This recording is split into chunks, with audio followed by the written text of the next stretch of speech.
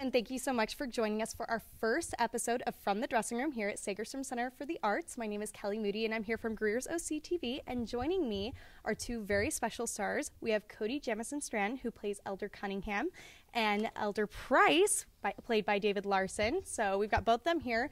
And basically, we've got some awesome questions that have been submitted through Twitter, email, Facebook, anything you can think of. And some of our fans want to ask some questions. So we'll go ahead and get started. Our first question is from Hayden Alcorn through Twitter, and he would like to know, what do you do to keep each show fresh and fun for the cast? Oh, boy. Well, this show lends itself to a little bit of fun anyway. If we're not having fun, I don't think the audience is having fun.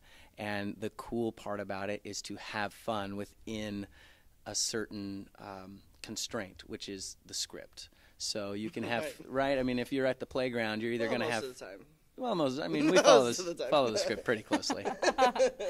But, you know, it's kind of like being at a playground, I would say. You can choose which element you want to play on, whether it's the monkey bars, but that's what you have to play on. And you do all that you can, and then you get to move to the slide, and then you do all that you can. And that's kind of like the numbers and the scenes of the show, that we just get to play in any way we can through the scene.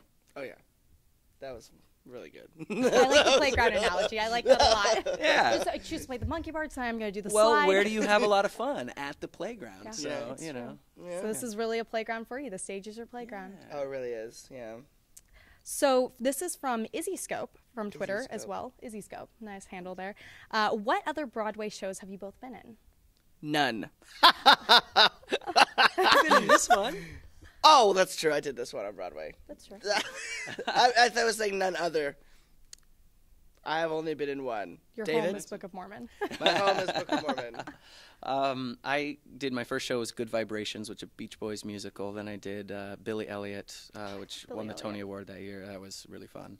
And then I did American Idiot.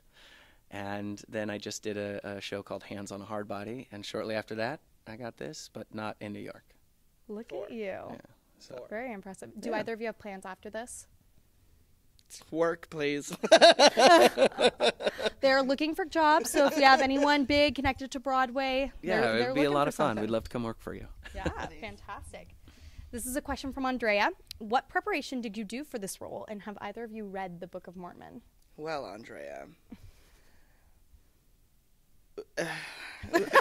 The preparation...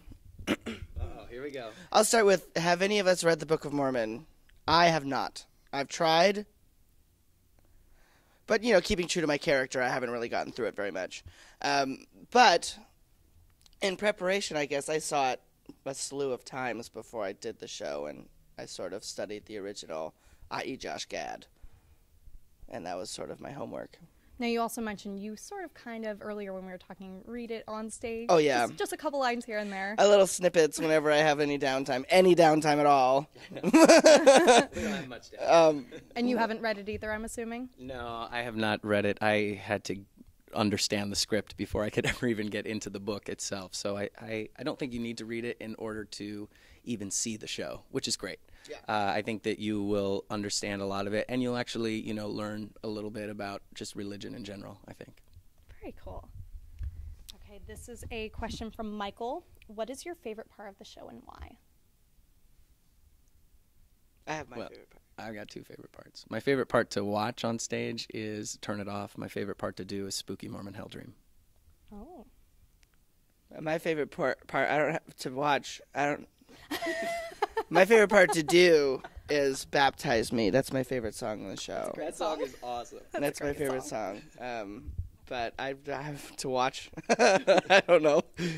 Have you had a chance to watch it? I mean, without being in it, that's a little hard. I guess the only part I ever get to watch is Turn It Off, and that's a lot of fun. Yeah. Watching Pierce the McKinley is a lot of fun. Yeah, you're gonna love it. Okay, have any members of the cast been converted to Mormonism from Katie? Katie, I don't think so. Katie, I don't think so. Katie's not left today. Katie, no. But I will say that I have had people come to the stage door that say they have converted from the show. Oddly enough, that has happened. Yeah. Really? I am not lying. That happened when Well, we were because we all know in Book Des of Moines, Mormon. Iowa. If you remember who you are, I remember you. So because the Book of Mormon, you know, it plays fun with the Mormon church, and someone was actually converted by it. Oh, yeah. Really? Yeah. Wow, I didn't know that. That's impressive. Wow. Well, shows the power of theater. Yeah. Theater It's is kind life. of funny because she looked like my twin, but... Oh. I wonder if that might have had something to do with it. Maybe. Separated at birth. This kind of goes along with that. This is a question from Tina. Do your Mormon friends want to see the show? Tina, I don't know if I have any Mormon friends.